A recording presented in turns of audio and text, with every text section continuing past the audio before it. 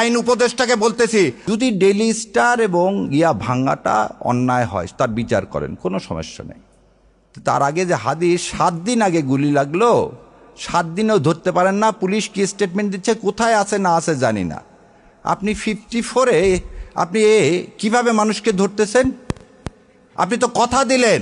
এই আইন উপদেষ্টাকে বলতেছি, আপনি 54-এ ধরতে পারেন, তাহলে আপনার এক্স ওয়াইফকে ধরেন না কেন? না, শাওনের কথা বলিনি। সে মৃত্যুদণ্ড ঘোষণা করতেছে আমাদের, আপনার কানে ঢোকে না?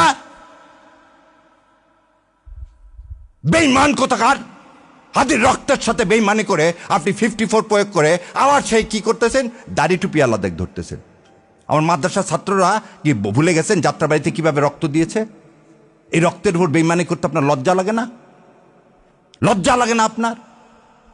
এবার আসেন, ধরে নিলাম তর্কের খাতিরে যে বাংলা এডিশনের প্রতিষ্ঠাতা কে? ইলিয়াস ভাই। ধরে নিলাম তিনি প্রভোকেটেড করছেন, তিনি করার জন্যে এই বিল্ডিং ভেঙে দিছে কেউ, খুব ভালো কথা। তার জন্য ইলিয়াস ভাই কি করছেন, পার্সোনাল ফেসবুক বন্ধ করে দিচ্ছেন। ইলিয়াস ভাইয়ের বিরুদ্ধে আপনি দেন, বাংলা এডিশন ইলিয়াস কি পরিচালনা করে, সেজন্য বাংলা এডিশন বন্ধ করবেন? তাহলে এবারে বলেন আপনি, যে চ্যানেল 24-এর মালিক এই হামিম গ্রুপের, সে বলল প্রথমত হাসিনাকে চায়, দ্বিতীয়ত হাসিনাকে চায়, শেষ পর্যন্ত হাসিনাকে চায়, তখন কানের মধ্যে জানিয়ে কথাগুলো বাটপারগুলো জাতির সাথে বেইমানি করেন। মজা দেখতে আসছেন না? আর কত রক্ত চান? লজ্জা লাগে না নিজের সন্তানদের এইভাবে বিলীন করে দিতে, দেশের সার্বভৌমত্ব বিলীন করে দিতে?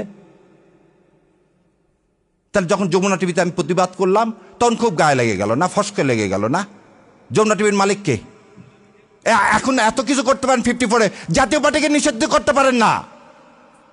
যে জাতীয় পার্টি গত 3 বার এই আওয়ামী লীগ এই ভারতীয় আধিপত্যবাদকে সমর্থন করছেন, কিভাবে দেখেন?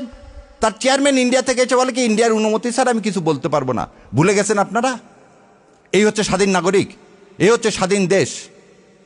আজকে বাংলাদেশের হাই কমিশন শিলিগুড়িতে আক্রান্ত, কলকাতায় আক্রান্ত, দিল্লিতে আক্রান্ত, বোম্বেতে আক্রান্ত।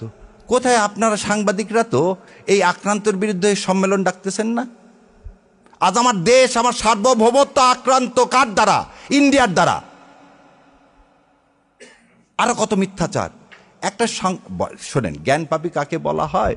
যে জেনে শুনে মিথ্যা কথা বলে, যে জেনে শুনে মিথ্যা কথা বলে। মাহফুজ ইনাম সাহেব বললেন 53 বছরে কোনো